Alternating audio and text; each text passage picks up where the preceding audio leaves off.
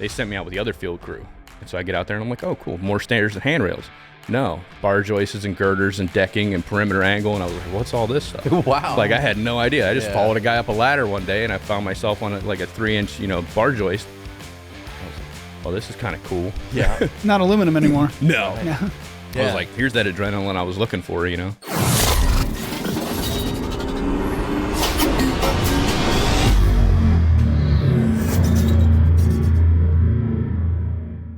If you need to stay up to date with the latest developments in workplace safety, then you won't want to miss the 16th Annual Safety Conference. Held in Elgin, Illinois from April 30th to May 1st, this event brings together industry experts to address emerging challenges and recognize excellence in safety practices. With educational sessions covering cutting-edge developments, you'll gain the knowledge and expertise needed to ensure your workplace is safe and secure. Don't wait. Register for the 16th Annual Safety Conference and Awards Dinner today at fmamfg.org. Hello, Dan Davis with the Fabricator Magazine on this episode of the Fabricator Podcast. I'm joined by Lincoln Bruner of TPJ, Tube and Pipe Journal, and the Fabricator. Good to be back. Yes, we're broadcasting live. Are we really broadcasting? We're Not really recorded. live. We're recording. We're being surveilled here at the Wyndham Grand in Clearwater Beach for the FMA annual meeting. Today's episode, we have Jason Becker. You might know him from the Arc Junkies Podcast. You might know him from Underground Metalworks. Thank you, Gareth. And he's also involved with working on welding procedures and certifications. And he was on weld.com for a while. Yeah, he's a consultant. He does a lot of things in the welding industry. Good guy. It's amazing how many times people approached him to get involved with things, and now he's still involved with all those things. Yeah. He's sticky. Yeah. He has a man who knows his calendar. He's a man who knows his calendar very well. Yeah. So today in the conversation with Jason, he touched upon his time in the Ironworkers Union down here in Florida, and he made a comment that he spent quite a amount of time out at one of the area amusement parks. Mm-hmm. So that kind of morphed. Yeah, that kind of led to a conversation of, there's a video on TikTok of this guy going around to an amusement park at Six Flags. I don't know which one it is, but it's a Six Flags, and just judging and rating welds on, railings, rides, roller coaster equipment, and, right. Yeah. And I think you get involved in this industry, you do tend to look at welds a little bit more critically. I think. My goodness, I can't go to a department store, I can't go to a mall without noticing welds on railings now. Like, oh my gosh, what am I doing? I walk up and at the airport, and I'm looking at the joints on the railings, and I thought, what in the world? Same. And I've never used a welder, so I'm the last one to be able to judge, but I noticed those now too. So the one person we were thinking about goes by the handle Dr. Welds. Is that correct? And he's a gentleman actually with some experience. So he was not only spotting the welds, but also kind of offering a description. Explaining why it was a bad weld. Yeah, as opposed to some of his imitators out there who are just kind of using terms like, oh, ugly. Yeah. Oh, fat. Big and fat. Yeah. Nice. So he works, it's Austin Hargett. He works for weld.com, where Jason worked for, like I said, really? about a year. Comes full circle then. Yep. Yeah. Yeah. So he goes by Dr. Welds on TikTok. Yeah. So good follow, actually kind of offers some depth to his observations. I know, the one place I noticed him recently was at the health club, which is kind of hard to believe that I go to a health club. But weren't you actually just working out? Yeah, he was just there to look at the welds. You're kind of using these weight bearing machines. You turn your head, and you're like, oh, that's not very smooth. Yeah. Well, at one point, Jason was talking about he had to tell some of his students that you can't just rely on tack welds as a structural reinforcement. To the point where he was talking about doing the actual joint test where they're cutting it open, and I think that's what you're kind of missing with some of these other amusement park observations, where some yahoo's trying to judge a weld from 100 feet away using his iPhone to zoom in on. This doesn't look very good. I don't like this. The guy who did this video on TikTok is legit because he works for weld.com. No, but I'm talking about other people who probably don't offer up those bona fides. They're true. Yes. Yes. I'm for the most part don't go on amusement rides, so I'm okay there. But oh man, I when I get the chance, I like going. There was one at Six Flags in Texas called the Batman, which was a lot of fun. is that the one you hang from? You hang from, and it's a little scary, but you get done. And I couldn't unlock my left arm because I was gripping the thing so tight. Like, oh gosh. It was good. It was good stuff. Unless there's a faulty weld on the sofa, I'm not going to run into too much trouble in my life. So with that note, stay safe out there and enjoy this episode of the Fabricator Podcast. Spring is right around the corner, which means it's time to dust off your clubs and get ready for Golfer Manufacturing South. This event is a fantastic opportunity to network with peers and contribute to NBT's manufacturing camp and scholarship programs. Enjoy a day of golf while supporting a great cause this April 15th at TPC Piper Glen in Charlotte, North Carolina. Save your spot today at fmamfg.org. And now, back to the episode. Thanks for joining us again. Jason Becker from Arc Junkies Podcast. Thanks for joining us. Oh, thanks for having me. Yeah. So, tell us about how you got started in welding. Oh man, I started welding in high school back when they actually had trades pathways in high school. So I decided, I think it was like my 10th grade year of high school, I wanted to get into Where'd you welding. grow up? I grew up, so I was born in northeastern Ohio. Okay. And then we moved down here in 89, to Florida in 89, and been here ever since. So I went to West Orange High School during, my high school time, and went to the vocational program. They had Westside Votech, which is you could go over there and do skilled trades programs as part of like 2 electives. Okay. So instead of picking like gym and underwater basket weaving, I was like, let me try this welding deal out. Because my dad, he'd done some welding and stuff, and the summer prior to that, I used to dig swimming pools with him during the summers, and I watched him cut a piece of chain one day, and I was like, man, he's melted steel with fire. That's kind of cool. Yeah. So I signed up for welding class my 10th grade year and got into it, and like I thought it was pretty neat. We were doing oxyfuel cutting and oxyfuel brazing, and then all of a sudden he hands me a stick and this electrode holder, and like he's like, check this out, and shows me this process, and I was like, man, that's cool. And I thought that was welding, and then finished that module, and then we got into MIG welding and finished that one, got into TIG, and I was like how many different processes are there?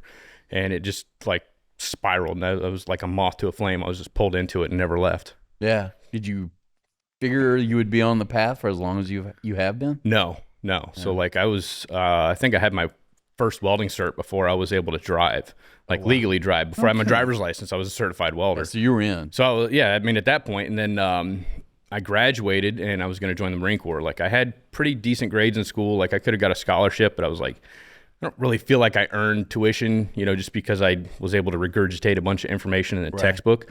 So I was like, let me go out and earn this thing and kind of figure out what I want to do with my life. And my recruiter guaranteed me 1 of 2 jobs when I joined the Marines. He said, you can be a combat engineer or a welder. And luckily enough, I was chose to be a welder. So I did that the 4 years that I was in. Where were you based? Camp Lejeune. Okay. Oh, wow. So you stayed there. Well, pretty much. Yeah. I mean, like I went through basic training, Paris Island, place that God forgot. Yeah. It's about 8 miles south of hell, and finished that up. Went on recruiting duty, came back, did Marine combat training, and then went up to Aberdeen, Maryland, to go to welding school all over again. No kidding. And then I was stationed at Camp Lejeune, and then shortly after that, I did 2 tours. Did Kuwait for 6 months, came back for about a year, and then went to Iraq for 8 months. Oh wow! And then came back home and got out. Man, and those.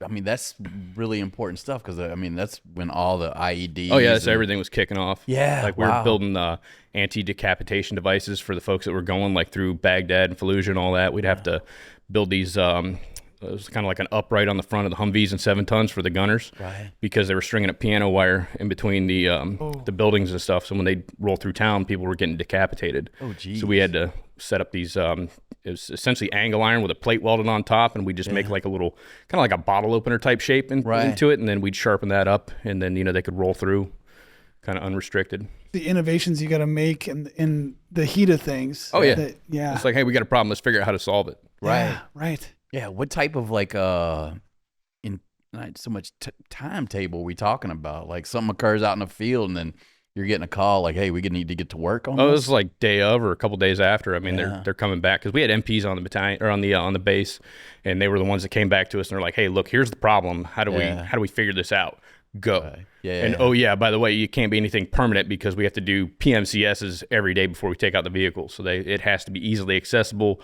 They got to be able to put it on pretty quick, take it off pretty quick because they got to go through, and there's like a whole check sheet you got to go before like you have to go through this thing before you even start the engine on the Humvee or the 7-ton. So they have to be able to get to all the engine components, check the oil, all that good stuff.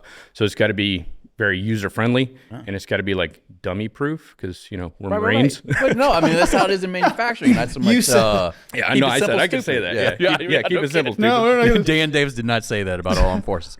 Well, it reminds me of the story in World War II where they had to figure out a way to cut through hedgerows in France because they were so thick, and like this is going to impede the Sherman tanks, and they figured out a way pretty quick. Yeah, and like you just had to come up with a solution right then and there for who knows how many vehicles. Yeah, it's all innovation through necessity. Yeah. How many welders they have on duty?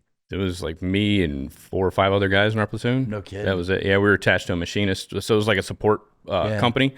So we had welders and machinists. So there's probably like 5 or 6 machinists and 5 or 6 welders. Yeah. So that's intense, man. Did you know at that time maybe you weren't going to make a career like in the Marines? How does that thinking work? That like fast forward till like 2005, I was in Iraq, and I was like, I had my enlistment papers in hand, and I was planning on re-enlisting. So part of my enlistment package was I wanted to go to jump school, and just because when you enlist in the Marine Corps, they're like, we'll give you whatever you want to keep you in. Like it's a big carrot they dangle in front of you.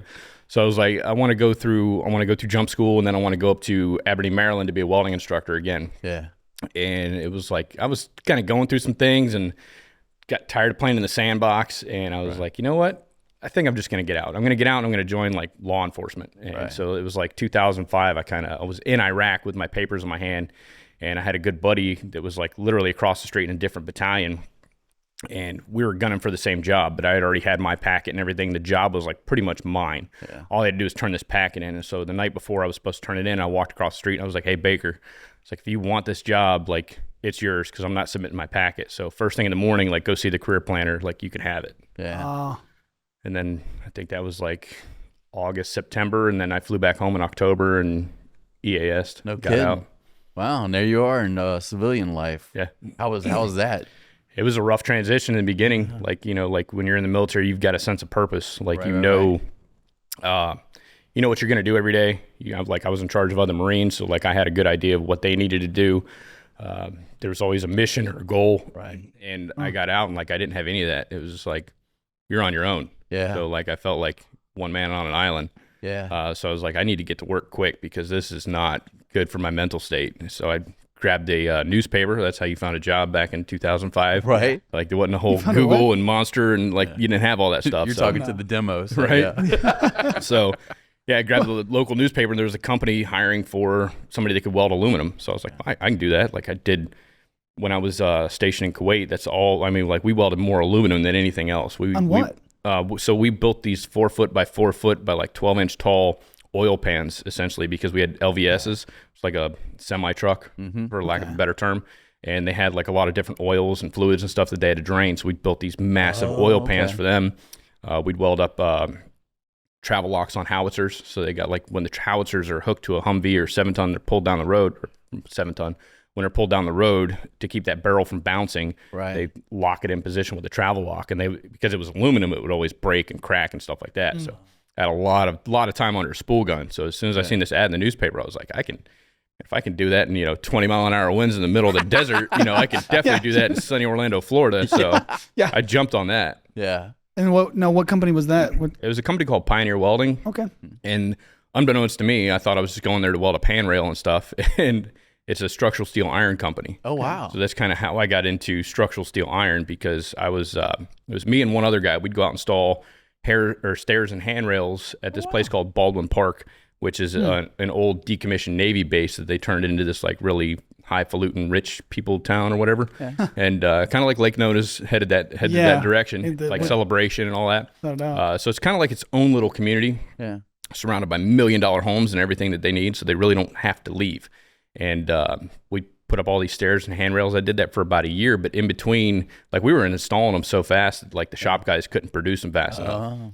So instead of like hanging out at the house all day waiting for them to, you know, get the rest of it in, they sent me out with the other field crew. And so I get out there and I'm like, oh, cool, more stairs and handrails. No, bar joists and girders and decking and perimeter angle. And I was like, what's all this stuff? Wow. Like I had no idea. I just followed a guy up a ladder one day and I found myself on like a 3-inch, you know, bar joist. I was like, well, this is kind of cool. Yeah. Not aluminum anymore. No. Yeah. I was like, here's that adrenaline I was looking for, you know? No kidding. Yeah, so you're like 40, 50 foot up in the air walking like a 3-inch wide bar joist. It's a lot of fun. They kind of, you found something you really liked at that point. Yeah. Yeah. Yeah, a lot of people would just get freaked out by that moment and go the other direction and find Right, I'm something not else going to up do. I liked heights, man. I did a lot of climbing as a kid, like not on a mountain or anything, but like anytime I saw a tree, man, I'd be, let me see how high I can get up in this thing. So like structural steel ironwork, I was like, cool, now I'm just climbing metal. Yeah. Were you using flux core or was it No, stick? it was mostly stick. Okay. All 70-18 for the perimeter angle and stuff like that. And then 60-22 for all of our decking. And then we would like hot rod, you know, the decking out, you know, around different shapes for air conditioner units or, you know, other holes that needed to be in the roof. Sounds like hot work. Oh, it is, especially in Florida. And like everything's reflective, you know, so you're like laying galvanized B decking down and it just reflects everything back onto you. I love the structural part. Decking sucks. Yeah. Yeah. How long did you stick with that? I did structural steel ironwork for about 10 years. Oh, wow. But I did it for probably about 4 or 5 years before joining the Ironworkers Union. Okay. And I joined the Ironworkers Union in 2010, and it was like more or less, they sent me out to one of the theme parks. And it was funny because I tell everybody, like, I did structural steel ironwork before I joined the Ironworkers Union. And then once I got in the Ironworkers Union, it was all ornamental and architectural because like I had a background in fabrication and like I could stick, MIG, TIG, flux core. Yeah. Most ironworkers, when they go through the apprenticeship program, they learn stick and they learn flux core. Right. Not too many of them know how to TIG on stainless and aluminum or do like detail work, polishing and stuff like that. So that once they found that I had that particular set of skills, they're like, oh yeah, we're going to put you over at the theme park.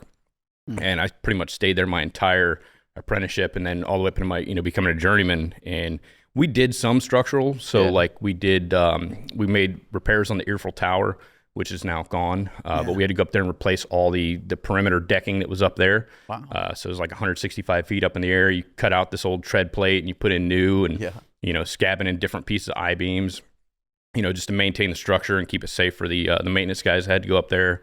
We did, was it Catastrophe Canyon? Every year they would do a shutdown just because it's a water attraction. Correct. So the water gets in there and it's all like heavy chlorinated water to keep like any bacteria levels down. Right. And it just corrodes any steel it touches. Yeah. We'd go through and cut out I-beams and angle iron and channel and just re-weld new pieces in all the time. Acid is very unforgiving on iron. Yeah. Yeah. So you had mentioned teaching before up in Maryland. And is that where you sort of got the teaching bug? Was in the Marine Corps, or how did that? Yeah, kind of, because like even like especially in the Marine Corps, once you go through, as soon as you pick up rank a little bit, like you become a Lance Corporal, like you start training the privates and PFCs. When you become a corporal, you train the Lance Corporals, privates, PFCs, and it's a trickle down effect. Every time you pick up a rank, you get assigned to like a new group of people that you have to train. You know, whether it's safety or field maneuvers or you know whatever the case may be. Right. So like I kind of had somewhat of an inclination of like how to teach people and like keep things correlated to what they're trying to learn and kind of break it down and use metaphors and euphemisms and stuff like that. I had to clean a lot of that up when I got into education. Some of the metaphors and euphemisms you would use in the military, you can't really get away. And Marine Corps is a little public sector. My mom never got over the U.S. Army what they did to my father. So yeah. In the teaching aspect, how do you jump into the teaching role from your career as an ironworker? That was a little bit difficult because like the military is very similar to structural steel ironwork, so you can talk to people a different way than you can at a more street level. Kids, a little a group of kids that kind of just graduated high school and decided that they wanted to get into welding. So it was a little bit different in the beginning, but like most of my students, I mean, like the first class that I had 9 students. And they ranged from age 18 to 56. Mm-hmm. So it was like a big gap, you know, between these 9 different people. Yeah. And how do you identify and teach 9 different learning styles? Yeah. And so it was kind of like, again, trial by fire. Right. So what made you want to get into teaching? I had one of my professors, I was working on my associate's degree and I just finished that up. And I think I graduated like that Thursday, and then Monday morning I was in my bachelor's degree classes. Mm-hmm. So like I wanted to try to get as much as I could, as fast as I could. And so I was in this class. It was construction something or other. And Professor Jesse Cam was like, hey, we went through the whole process, like, stand up, introduce yourself, this, that, and everything. So I stood up. My name's Jason Becker. I'm a structural steel iron worker and a welder. And he's like, I need to see you after class. I was like, oh, damn. Like, I already got in trouble. Like 5 minutes into day one, I'm in trouble. What did I do? Because I'm an iron worker, right? I'm automatically bad news. I've got to watch this dude as he's speaking with my students. Yeah, so he pulled me aside after class. He's like, hey, we're getting ready to start up a welding program. I think you would be a good fit as the instructor. Because I had previous classes with Professor Cam during my associates. And he says, yeah, we're starting this new program up. He said, I think you'd be a great person to teach it. And I was like, no, you got the wrong guy. I'm with the union. I got a pension. I got an annuity. I got good benefits. I get a good hourly wage. I get time and a half after 8 hours. Weekends are time and a half. Wow. I'm set, man. And he stayed on me like the whole term of that class. He's like, right. And then I think I graduated that class, and he called me up a couple months later. He's like, hey, this class is getting ready to pop off. We just put a whole, fume extract. Just come down and look at it. So I went over and I met him. And I was like, yeah, let me give this a shot. I'll teach for a term, and if I don't like it, like I'm right back on my tools. Gotcha. And the first term that I was there, man, I fell in love with it. And it was a year-long program. And I was like, I can't leave these students after 16 weeks, so let me stick it out for a year. And then a year turned into 2, and then that turned into another college, like seeking me out and recruiting me to go work for them. And I fell in love with teaching. So it's just kind of, well, obviously they thought it agreed with you too, or they wouldn't have asked you to stay on. But what was it about the whole student experience as an instructor you've like just really turned your crank? What is that? I think it's like my buddy Brian Eubank says, it's that Eureka moment. So when you're teaching somebody something and it finally clicks and you see that little light in their eyes that they get it, like that's what made everything worth it. That and like passing off a skill set that I'm truly passionate about welding. Like I love everything about it. And the more I get into it, the more, I love this skilled craft because not everybody can do it. Right. And so to be able to take somebody that's never even used hand tools before, they've never held anything in their hands other than a video game controller or a fork. And like you teach them a skilled trade in, 6 months to a year. It's pretty powerful, to see that effect that you have on other people's lives. Absolutely. And then when they call you back, after they graduate and they get a good job and they're like, hey, I'm working for this company. I'm a foreman now. And, like I'm teaching all the people, everything that you taught me. It's really cool. Yeah. Cool. Do you feel like welding has given you this ability to try so many different things? And I think that's kind of one thing that is difficult for people that enter metal fabricating is that they expect, not everybody, but there's always those pieces on the internet saying like, be a pipe welder, earn $150,000 your first year, and people are kind of expecting that. And meanwhile, when they get started, they're probably just doing kind of production simple welds over and over again. It can be a bit repetitive. But yet, one of the things that I try to tell them is just the beginning. There's a way, and if you have the will, you can find yourself doing all kind of things. Yeah, you're literally like just scratching the surface once you learn how to weld. Yeah. And then you can start fabricating. And that's the cool thing about welding that I tell everybody, and I say it like ad nauseum on the podcast, is it can take you to so many different places. Mm-hmm. If you don't like stick welding, cool. Like learn how to TIG weld and go work in a production shop with, air conditioning and all that. If you can't see yourself in like a little 6x6 welding cubicle, cool. Go over here and get into structural steel ironwork. Oh, you don't like that? Go work on the pipeline. Yeah. Mm-hmm. I think the salary, the starting salary, that's the carrot they dangle in front of everybody's head. Yeah. And that's kind of like the myth that I would bust day one. Right. I would always ask my students, like, stand up, tell me who you are, tell me why you're here. Yeah. Mm-hmm. And, I got to the point where I was like teaching up to 24 students at a time. And I'd go through the classroom and none of them said money. Yeah. Wow. And I was like, okay. And I pointed that out. I said, notice that nobody in this room said money because the money's going to come eventually. You're not going to graduate here and walk right into a 6-figure salary. That's the exception to the rule. Can it happen? Yes. Is it going to happen? Probably not, especially since most people don't want to travel to where the work is. Right. A lot of people, they're like, oh yeah, you can get into welding. You can make 6 figures a year. Well, they don't tell you got to pack up all your stuff and, move to Texas or Louisiana or 3 months at a time. Exactly. They don't tell you that part. Right. But I said, you're not going to find a job within like 20 minutes from your house where you're going to make 6 figures a year straight out of welding school. It's just not going to happen. Right. I mean, unless you live right next door to like SpaceX or something like that, and you're coming out of my class with 20 years of pipe welding experience, which also isn't going to happen. So let's be realistic. Like, set some goals and kind of work towards those goals. Learn the basics, learn the fundamentals, and you're probably going to bounce around a little bit. Most welders, they work at a company for like 3 to 5 years, and then they find a new opportunity, and they just keep moving, down their career path that way. That's interesting that they have that point of view as a young person, where it makes me wonder if sometimes the people that are trying to kind of raise the awareness of welding as a career path don't see the right thing to focus on. Sounds like they're dangling the wrong carrot sometimes. Well, exactly. But I mean, you've got a lot of these for-profit schools that are out there that put this information up on billboards everywhere. Yeah. Right. And so they bring, or they spend, their marketing is like on point. Right. So as soon as, like, even as a welding instructor, like, I'm scrolling through my Facebook feed and Instagram, and like, I'm seeing, all these different, because my interest is in welding. They're like, oh, if you're interested in welding, you should come to our welding school. Right. So you start scrolling through this stuff, and I'm like, man, this is a joke. It turns into like a puppy mill for welders. Right. And so they're cranking these people out, and That's funny. That's good. It's kind of like college too, because they're luring you in with this big attractive salary. Yeah. But by the time you leave, they're beating you over the head with this massive debt. Yeah. Like, you can go to a trade school for free at most of your local colleges. You don't have to go to the a welding school where you have to pay $60,000-$70,000 in tuition and go for 18 months. Yeah. And you're just like another cog in the wheel there, and they're just like cranking you out. Like, I know a lot of companies in Central Florida that if you have specific school names on your resume, they just throw it right in the trash can. Okay. Really? The for-profit schools? Yeah.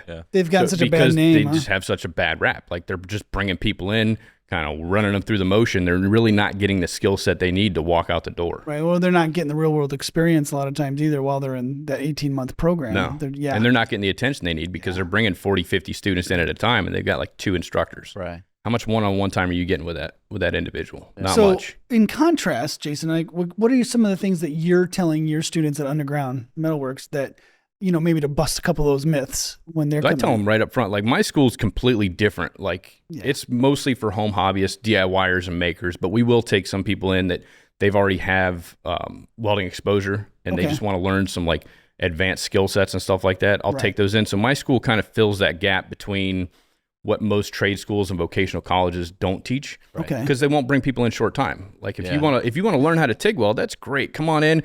We teach that the last 6 weeks of our 10-month program. Okay.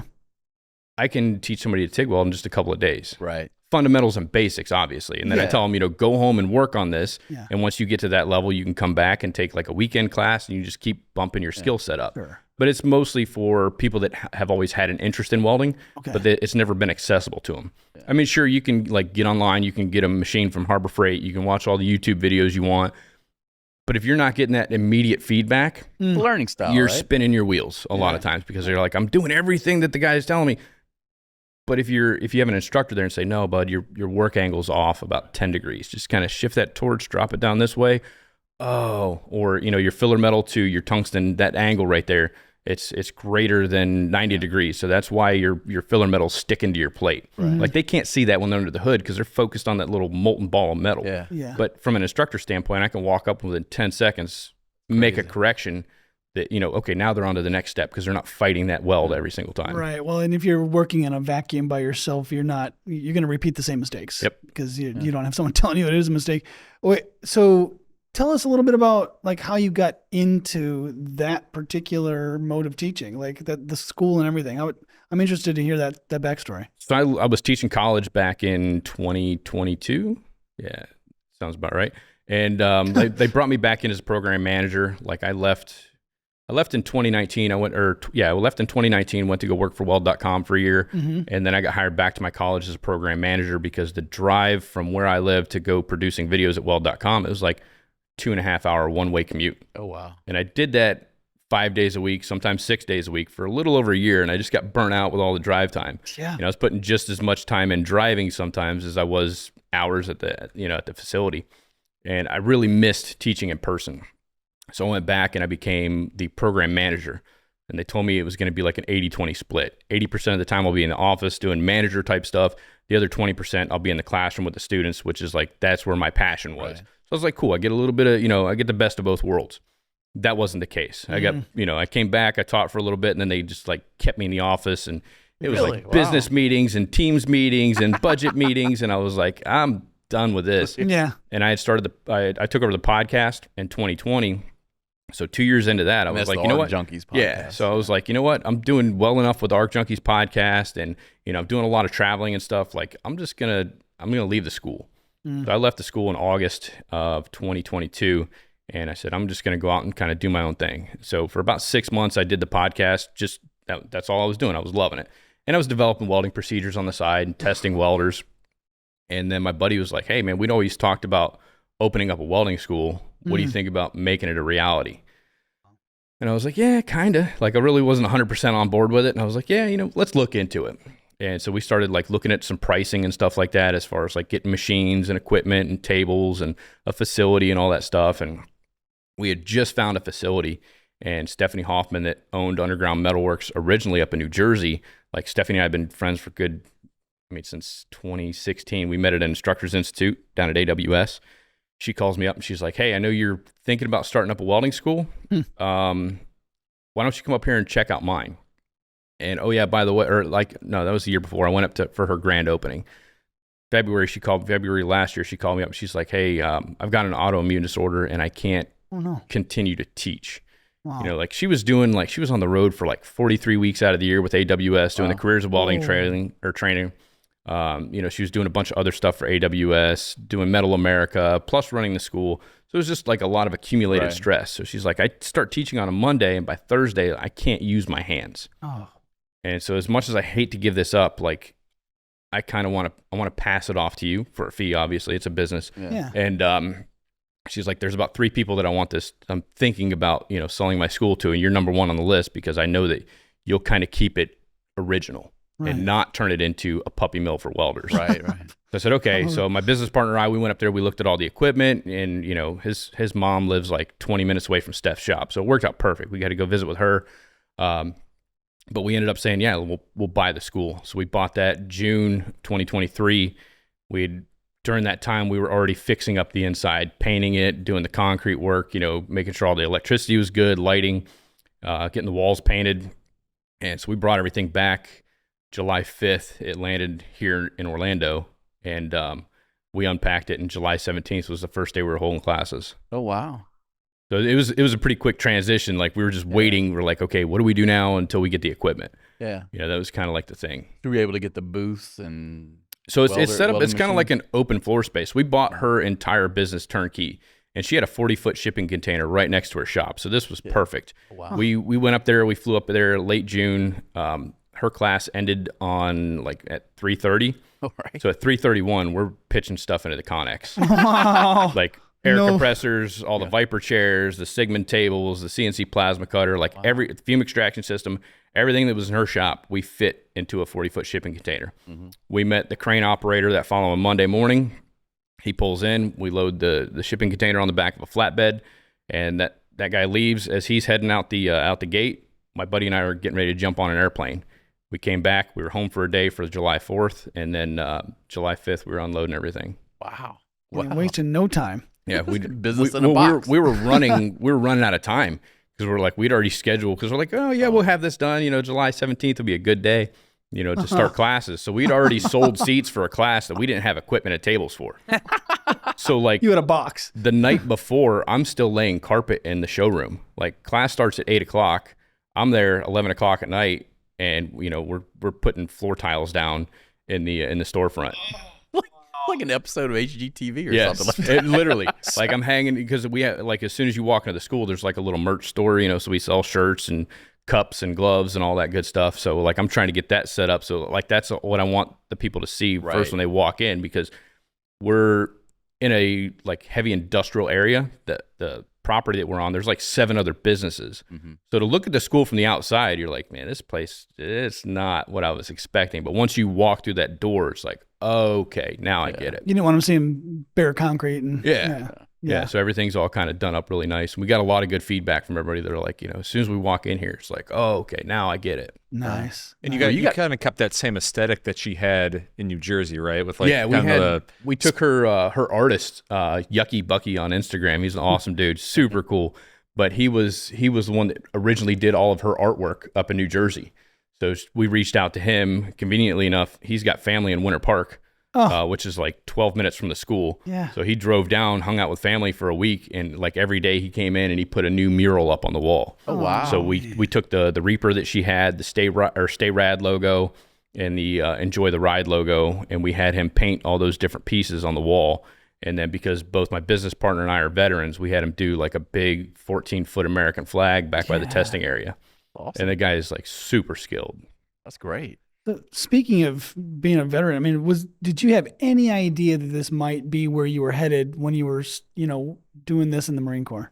No, I had no idea what I was going to do. And like I said, I was going to get out and like, I already served my country. Now I was going to go serve like my local municipality. I wanted to go to Orlando Police Department. I was like, I'll get into law enforcement with my military background. I'll be a shoo-in. Yeah. And then I found out that they pay you $28,000 a year to get shot at. And I was like, no, maybe I was like, so maybe I'll get into like Florida Fish and Game. Like I'll be a wildlife officer.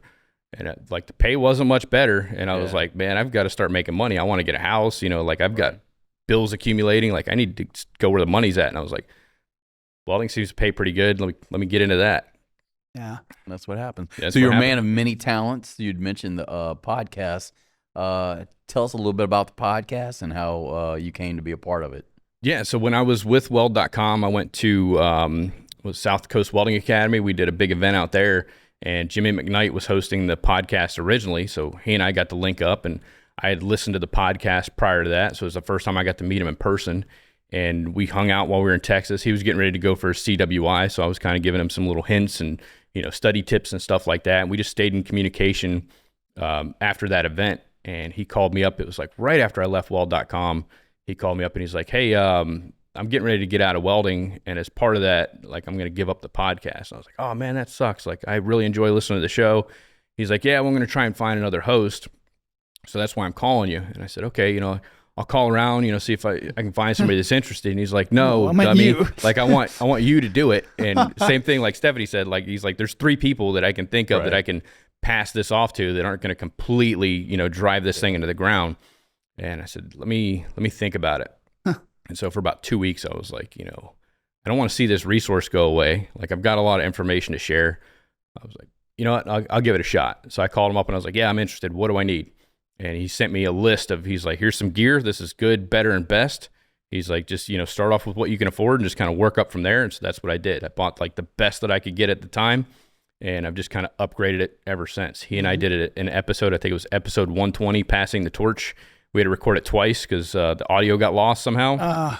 And so he showed me how to edit my first episode. And then he was like, here you go, man. Here's the keys. Here's all the passwords, all the different accounts. Have fun with it. And I was like, whoa, I thought we were going to do like, I thought I was going to co-host a couple episodes, like just kind of tease this. And it was like, nope, episode 119, Jimmy McKnight. Episode 120, Jason Becker. I'm driving a 7-ton and I've never done this before. Yeah. What was it about the podcasting world that maybe was a bit intimidating for you at first? Everything. I had no idea how to do audio. I had no idea how to edit. Like I edited a couple videos when I was at Weld.com, but they never made the cut. Like the camera guy would come back and be like, "Nope, we got to fix this," and he'd like redo the whole thing. But I'm not an editor by any stretch of the imagination, and like I had to learn sound. I had to learn different microphones. I had to learn DXLR cables and USBs and all these different adapters and what type of board to use and sound settings and what's a noise gate and what do these different effects do and what's this high pass filter. Like I still have no idea what I'm doing, but fake it till you make it, right? We're kind of doing the same. No, actually Brandon crushes it. I don't know. That guy looks like he means business over there. Brandon is business back there. Garrett's back there wanting to introduce sound effects like boing. Yeah, right. Yes. You need the whole panel like a radio producer. Like a morning zoo. Yeah. Womp womp. Yeah. So that's what we're dealing with. Luckily, you're independent. You can do what you want. But they'll treat you well. Don't worry. So you've shown a knack for being able to kind of do things well, right? Not from the start, but jump in and kind of do what's necessary to do things well. Has that applied to the podcasting as well? Yeah, like anytime like I take over anything, like I told Jimmy, like if I'm going to do it, I'm going to do it 100%. Right. I don't want to go in there and kind of give 50%. Like I'm going to go full force at it and I'll figure it out. Yeah, and that's exactly what it is. It's that mentality. Yeah. Like if I'm going to take over and I'm going to do something, I'm going to do it right or I'm not going to do it at all. That was something that my grandfather taught me when I was out when I mowed the yard for the first time. And he's like, once the job has begun, never stop until it's done. Whether the task be large or small, do it right or not at all. And that's something that's just stayed in my head the whole time. So if I'm not going to give it my all, I'm just not going to do it. I'm not going to tell you, I'll be there and not show up. Right. It's just not in me. Right. What has been your favorite part? All the different guests. Yeah. And like learning new things. Because I don't know everything about welding. The cool thing about welding is you'll never know it all. So every episode I get to learn right along with the guests. I get to ask genuine questions because I'm interested. I tried in the beginning to like script. I was like, okay, I'll do some research on this person and I'm going to ask them these 10 questions. And the conversation just didn't flow. So I was like, I think I was on question number 3. I think I was talking to the guys with Outlaw Leather and I was like, I just grabbed the paper and threw it on the floor. And I just started having a conversation and I was like, okay, now I get it. That's the one thing we try to get people to understand is like, people want to give us like a list of questions they want us to ask, or they want us to give them questions. And I'm like, where were you on the night of the murder? Dan, whoever's co-hosting, is going to take that conversation in a completely different direction than what's on paper. Oh yeah. And like I usually ask my guests, I always want to ask, like, is there anything you don't want to talk about? Right. There might be something that the murder. There might be something that the guest isn't comfortable talking about, because I can get really techie and dorky when it comes to welding. But if that's not their strong suit, they're like, hey, don't get too technical because I might not be able to follow along. Okay, cool. Most of them are like, they're pretty open book. So like everybody wants to talk about everything. And I'm like, is there anything that you kind of want me to bring up while we're chatting? Right. Just because they're the guests, like we'll highlight something, kind of give you exposure. But that's really like, other than that, we go off on tangents all the time. Yeah, I apologize when you said I can get very techie and dorky, and I go, right.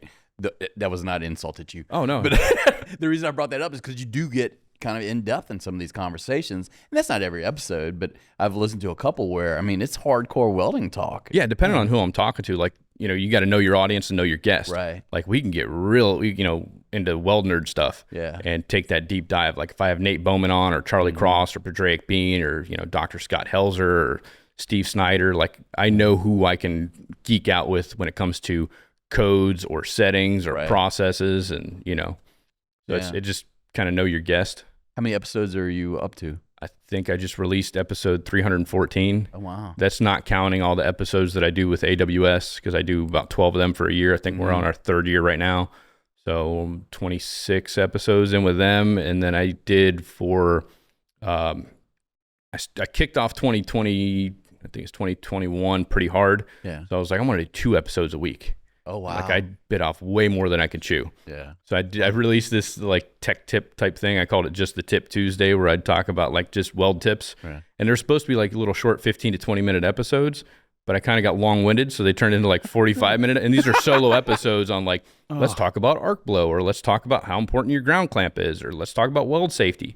And it just got to be way too much. And I was like, you know what?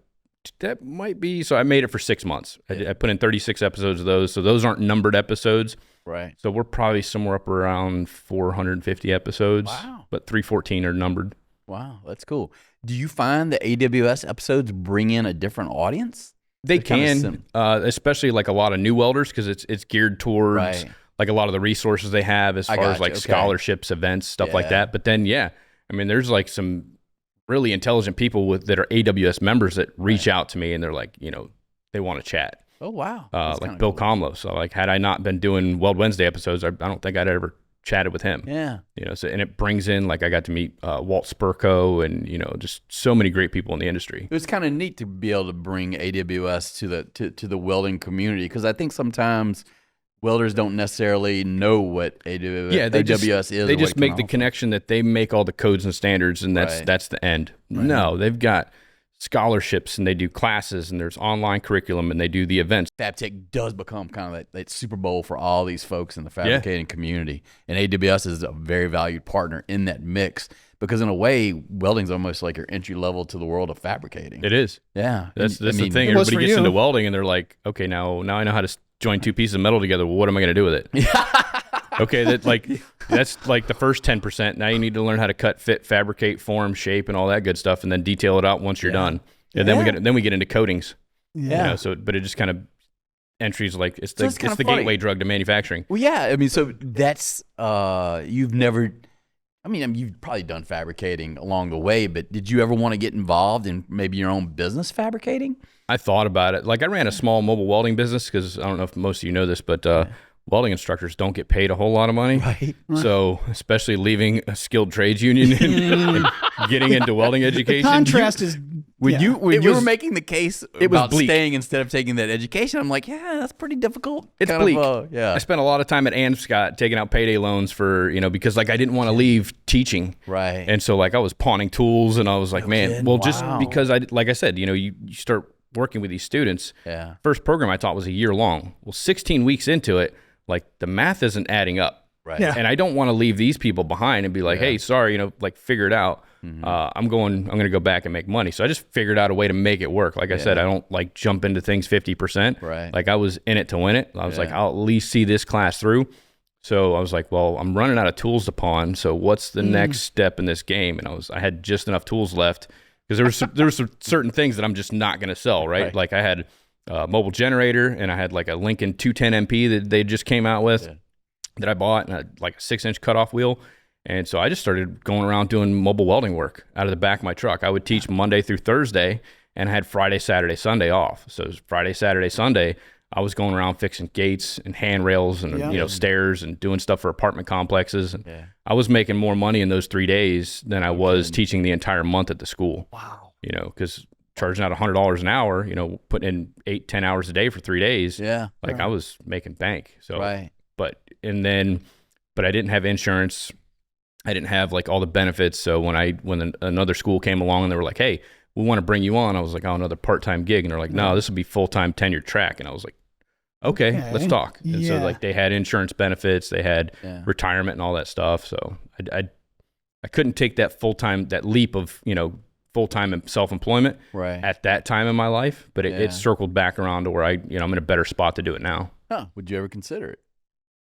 Consider opening my own, maybe doing like a mobile welding, small fab shop. So I do like a little bit of side work now, but between running the podcast, doing the school, and then I've got my own like welding certification entity where we develop processes and procedures and test welders.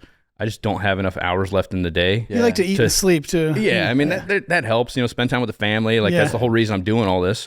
But yeah, I just don't think there's enough hours left in the day to get into manufacturing. Like I launched a lot of people in that career or in that path. Right. And, I know people in Central Florida that's what they do and they do it really well. So like I train people to go work for them. Cool. So technical question. Tell us about the beard. Beard? Yes. How long have you had that? Grows on my face. Yeah. Pretty technical. How long have you had it? So I started growing my beard back in 2017 before I went to go get my CWI because I was trying to save some time. Yeah. So I was like, I used to shave every night because of the military. Like I had a goatee, but I would shave everything else every night. And I was like, I could save like 7 to 10 minutes a night not having to shave. So I could study a little bit longer and sleep in a little bit more, not shave in the morning. So I was like, I'll shave it once I get my CWI. And so CWI prep course that I went to was like 2 weeks. So I think I'd probably studied for about a month, like really heavy before going. Yeah. And then by the time I got done with the test and everything, I was like, okay, now I'll shave it off. And I was like, I'm going to wait and get my results. If I pass the test, I'll shave my beard. If not, I'm going to leave it until I can pass that test. Yeah. And by the time I got my results back, I was like, you know what? This thing's, it's literally growing on me. I kind of like it. So I went ahead and kept it. Nice. And when I got to work with weld.com, that's kind of what I was known by was the beard. It looks They call great, me Red man. Beard. Yeah. And so I was like, let me just run with this to see where it goes. Oh, that's great. So it was like It a works. motivation thing that turned into Brand. Yeah, just kind of it turned into a brand because like I remember I did 2020 when COVID came to town. We were all working from home. I was doing the 75 hard challenge, so you got to work out twice a day. One of the workouts has to be outdoors for 45 minutes, and so I'd be either riding a bike or running or whatever. And my beard hair is just blowing up because it was about this long, just blowing up over my face. And I was like, okay, this isn't working. So I tried like tying it up and everything, and I was like, no, this looks ridiculous. And so I was like, let me trim it. And all the barber shops were closed, and I can weld, but I can't trim my own beard to save my life. And after about the fourth attempt at trying to even it out, I was like, okay, number one guard, here we go. Boom. And I clipped the number one guard on there, just trimmed it all back to about an inch, or not a number one guard, like a 1-inch guard. And after that, I started growing it back. Nice. Nice. That's a lot of pressure. It's a good look, man. Thanks. So yeah, the weld.com, how did you get involved with weld.com? Had you ever done any sort of like I don't know, multimedia or digital content like that Man, before? I barely had an Instagram account when I linked up with them. I think I was on Facebook. I think my MySpace account was still active. Wow. Yeah. Whoa. Brister says hello. Hopping in the Wayback Machine. Right. So this guy that works at AWS, Ephraim Abrams, he called me up and he's like, hey, we're doing this welding educator type forum down here at AWS headquarters in Miami, where we're inviting a bunch of welding instructors to kind of come down and like tell us how they're teaching welding all across the United States. So it was like me and maybe 10, 15 other welding instructors. We went down there and I kind of stood up and explained how I was teaching welding. And the owner of weld.com, I guess they recently acquired it like right around that time. That was like 2018. He's like, hey, my name's so-and-so. Like, I just bought weld.com. And I didn't know what it was. I knew who Bob Moffett was. I didn't know he worked at weld.com. And I was like, cool, dude, you bought a domain. Good luck with that. Pretty good domain. It's a good one. It's a good domain. That's a good one. And we didn't really chat much. He just gave me his card. He called me up, almost like a year later, and he's like, hey, I want to come to your school and shoot a couple videos. I was like, what's that mean? Like, let me get back with you. Let me go talk to my director and, figure out. So we go back there, we pulled up the videos, and I was like, oh, that's Bob Moffett. Okay, like I know, I always missed the weld.com part of the intro, and Wyatt Swain, Mr. Tig, and all that. And I was like, oh, okay, this is like a legit thing. So my director was like, yeah, bring him down, we'll shoot a couple videos. So here comes Bob Moffett and Man Cub and the camera guy and all that stuff. And we did a video on sub-arc, and we did some Rapid X and Rapid Arc, with the advanced processes that Lincoln puts out, because our school was primarily Lincoln. And the owner was like, hey, you did pretty good with those. Like, what do you think about doing this full time? And I was like, yeah, no, I'm really happy where I'm at. And da-da-da-da-da. One thing led to another, and he kind of made me an offer I couldn't resist. And I was like, okay, let me try this out. If it doesn't work out, I'll get back into education. So I did it part-time for about 3 months, and then I signed like an annual contract. And then, like I said, the drive was killing me. The time away from my family was, and they were like, we'll put you up in a condo over here out in St. Pete. And I was like, well, that's nice. So you're going to bring my wife and kids? I mean, I might as well just move over here. My wife didn't want to move. So I was like, all right, yeah. After a year of doing that, I went back, to teaching full time.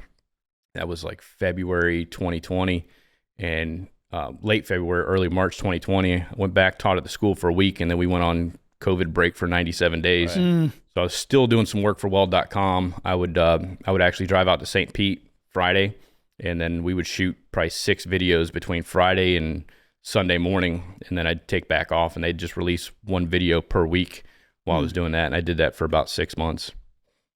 I bet you don't miss the 25 hours a week in the car. No. Yeah. No, there's only so many podcasts and audiobooks and playlists you can listen to.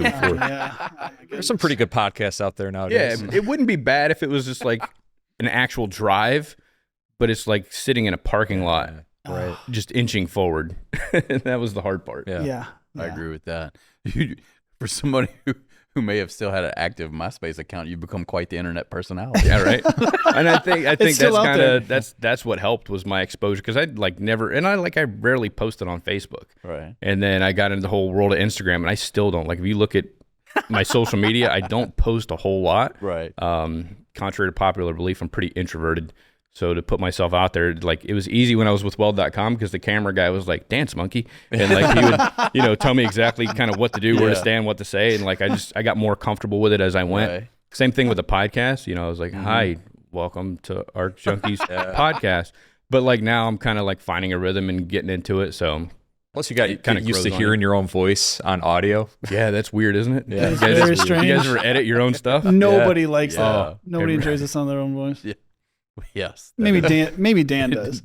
I don't have mirrors in my house. So, I got a face for radio, just not the voice. That's more like it.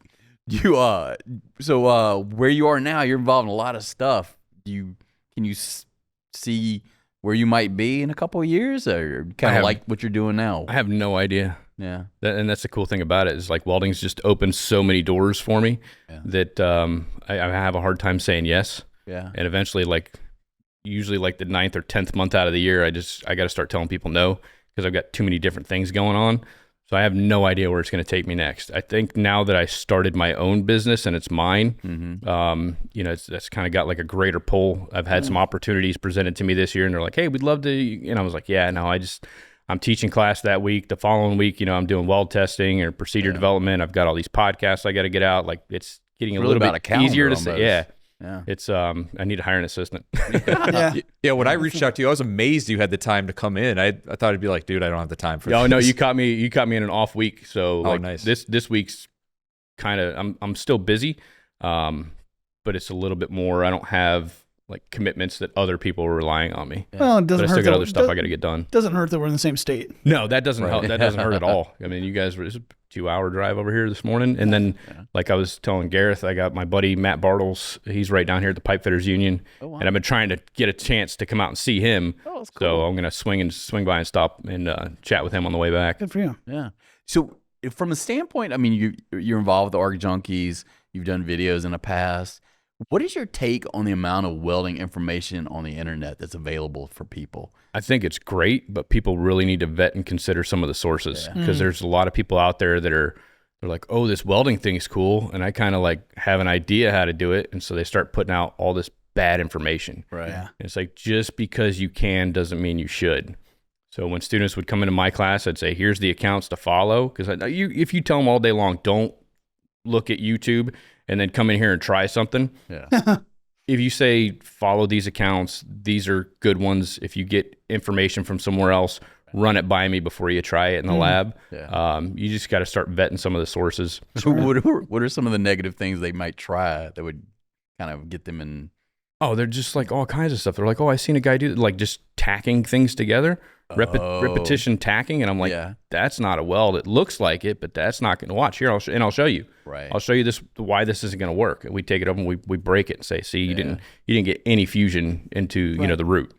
So really, I mean, you're taking an opportunity to kind of show them what really needs to happen. Yeah. Or like a lot of the safety things. Like people are out there grinding without guards on. There's no handles on there. They don't have the appropriate PPE, and they're like, "Oh no, this guy said he's been doing it for 20 years, never had an accident." And I was like, "Well, let me show you a guy that I know has been doing this for 20 years, and he had a bad day one day with a grinder." Oh wow! And like you can see his teeth through the outside of his face with his mouth closed because the cutoff wheel bit back. You can only get away. You can only get lucky for so many times. Yeah. Right. And eventually it's going to come back. And like I welded for years and grinded for years without guards on my grinder, without the appropriate PPE. So now that I've got more into education and I can kind of see that I really got lucky for the past 20 some odd years, here's the right way to do things. And so that's the way I train people. I said, I'm going to show you the right way to do it. You can learn your bad habits somewhere else. Yeah. But yeah, they do pick up a lot of bad habits from social media or, like YouTube or stuff like that. There's one group out there, they were like, oh yeah, if you want to get your wheel to cut better, you smack it with a file. And I'm like, why would you deteriorate the structural integrity of a wheel that wants to come apart when you run it at 20,000 RPMs anyway? Yeah. Why would you want to crack that disc? It makes it'll cut better. Says who? No, you're using the wrong wheel. They make wheels that are meant to be ran on the end. Like you take a 1/4-inch wheel, it's not meant to be or grinded on the side. You use that at a 30 or 60 degree angle. They make pipeliner wheels that are essentially a cutoff wheel that's 3/16 thick or 1/8 inch thick. That's what you use to grind out the root of your weld. You don't take a wheel that's meant for a 30 degree angle and smack it with a file and take the guard off and just like let her eat. Sounds like a dad hitting the dashboard trying to get rid of the It's not going to end well. Exactly. Like that's not going to end well for you, man. No. Wow. I mean, so as an educator, what are you finding as sort of like your prime motivation? You're years into it now. I mean, you talked about the Eureka moment, but I mean, I guess maybe another way to ask it is just what are the students coming back to you and saying, hey, this really helped me. This is what really has helped me launch into my career or help me with my gig. Yeah, that's a tough question because everybody comes back. They're like, man, you were right. And I was like, about what? Like, I had one student that he like refused the entire time we were in class to learn how to read a tape measure. He got by with it, but he was a big fan of the metric system. And I was like, okay, I think I like this kid. Yeah. So, I can't say that I blame him. Of all the things to have put your flag down on. However, he's dying on the metric hill. Exactly. But that's like me moving to Germany and saying I refuse to speak German. I'm not going to get far, right? It's probably a little bit easier if I learn the local language. Yeah, right. So he calls me up 6 months later, and he's like, "Hey, Mr. Becker, you were right." I was like, "About what?" And he goes, learning how to read a tape measure. He's like, I'm a foreman now. I got a company truck, company phone. I got a gas card. I got 4 or 5 guys under me, I was like, Thomas, man, that's great, dude. I'm so proud of you. I said, but did you tell your foreman how much superior the metric system is compared to the standard? Has the company changed their policy yet? And he's like, you know what, Mr. Becker, that's not cool. But it's true. But it's true. Yeah. But I get all these cool stories that come back about how what they learned in class really prepared them for what they're doing, because welding is one of those industries where you can be doing it wrong for 20 years and still kind of be successful and then pass that information off to the next generation. So when I teach them the correct way to do things, like not short circuit on 1/2 inch thick material because it's prone to lack of fusion, and they go out in industry and see that, they can then turn around and educate somebody else. Right. But they kind of know some of the pitfalls to kind of be on the lookout for. Like, here's some of the common practices in the skilled trades that, really not, the best way to do things. Here's how you change that. Yeah, sounds like your military training where you're responsible for training people who are going to train others later on. Yeah. That's what it is. It turns into a vicious cycle. So if I can make a bunch of little me's out there to go out there and educate and pass that information. Because a lot of people in the skilled trades, and it's not just welding, they kind of keep all their secrets, close to their chest. They don't want to share that information, especially like the older generation when they're growing up, they'd kind of get job scared. Sure. Yeah. They're like, well, if you know how to do this, then the company doesn't need me and they can pay you less and they can fire me and you'll do my job. Like, cool. If you want my job, bud, come and get it, because I'll have another one tomorrow. Right. Like, I was looking for a job when I found this one. So come on over here. Let me show you how to read the blueprints, or let me show you how to weld, so you just pass that information off. And you know what, if they boot you out because of that, cool. Hopefully that person's going to pass that correct information on to the next person. And then I'll go find another group of people I can help. Yeah. You see automation changing the way you approach training of welders? Not yet, because you still have to teach the robot the fundamentals. Right. The robot, it's like a calculator, garbage in, garbage out. But if you can program it the correct way to do things, the travel speeds, wire feed speed, voltage, amperage, whatever you're setting it up to do, work angle, travel angle, all that good stuff, you have to be able to teach that robot that information. It doesn't come preloaded with, okay, you're going to weld, all these parts, cool. No, it's like you have to set the start and end point. So all that information can be transferred over to the robot. I think it's just helping welders now, because now I'm not doing all the mundane tasks. Right. Mm-hmm. I don't want to build this widget 60 times. I want to build it once and show this robot how to do it and just hit the go button and swap parts out. And while it's doing that, I can go work on something a little bit more complex. Right. Yeah. Yeah. We talked to a lot of shop owners that prefer to have their welders learn how to, run a welding robot or a cobot over an engineer in their shop too. Because a welder knows what it's supposed to look like. And they can hear it. I can walk through a shop and say, that guy's welding on the wrong polarity, or their wire feed's too fast, for the amount of voltage they've got coming out of the gun. Like, you can spot that. So as a welder, if I'm working next to a cobot, I can immediately hear. If I can't see it, I can hear something's not right. I need to go over there and diagnose and troubleshoot that. Oh, the contact tip to work distance was too far away. So, or the gas composition wasn't set correctly. So I can go over there and troubleshoot and diagnose that pretty quick. So I think automation is just going to help welders.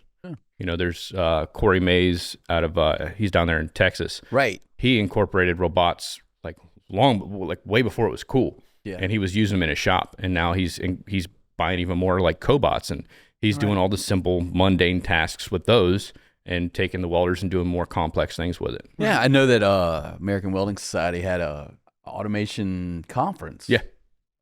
Man, was it last year already? Yeah, it was maybe October. Yeah, in the fall, because it was in our Cleveland, colleague right? Rafael Guerrero went there. Yeah, and it was right we up did there a story Ohio on State. it in January, February. Yeah, but yeah, it's kind of cool to see the industrial robots were they make an impact on a shop floor, but they're giant they're very large investments. And the cobots, the reason that's getting so much attention is it's a little bit affordable, more user friendly. They find it doesn't work for what maybe they bought it for. They can use it for somewhere other else. things. It's pretty versatile. Yeah, it's interesting to see a tool that kind of fits the reality of a job shop. Yeah. And a lot of people are scared of it. It's new technology. But like I said, I just did a 2-hour trek over here. I didn't see one person riding a horse over here. And when welders go to take things apart, they're not over there like they go grab the battery powered tool. They don't go get a number 3 Phillips head screwdriver. No, they go get the impact. Same thing with like ratchets and all that stuff. They're using impacts now. So, I mean, this is a tool to help you. Right. It's not here to replace you. At the end of the day, it still needs, now AI is a different story. I mean, that stuff's scary. But but that might be, something we got to worry about. But for now, I mean, like welders are still the ones that are best suited to program the robots. But ironically enough, I think, the people that do it with their hands probably, the irony is the people responsible for AI are probably the first ones to be displaced by AI. Probably. In a sense that what they help create is going to, kind of doing their job much more efficiently. Exactly. I mean, you look at all like graphic artists and stuff like that and people that do marketing and brochures and like Canva's wiping them out, AI is like, oh, you want something drawn up? Okay, go to Midgard. Boom. Now I can build my own logo. Yeah. And, now you've got it. So I think it's slowly phasing out people that are into like digital design, digital artwork, like at a rapid pace. Yeah. Before you know it, you have, I can't even think of it now. What is Terminator? Oh, but sentient being. We'll edit this out. Yeah. No, we won't. Anything to make me look stupid is funny. So anyway, Skynet. Are you talking about Skynet? Skynet's oh yeah, that's scary too. Yeah, whatever. And this is usually the end of the show when we run into a situation like this. It always ends with us running into a It's a great conversation. We just hit a wall. Yeah. And usually I'm the one driving the car. Now you need that.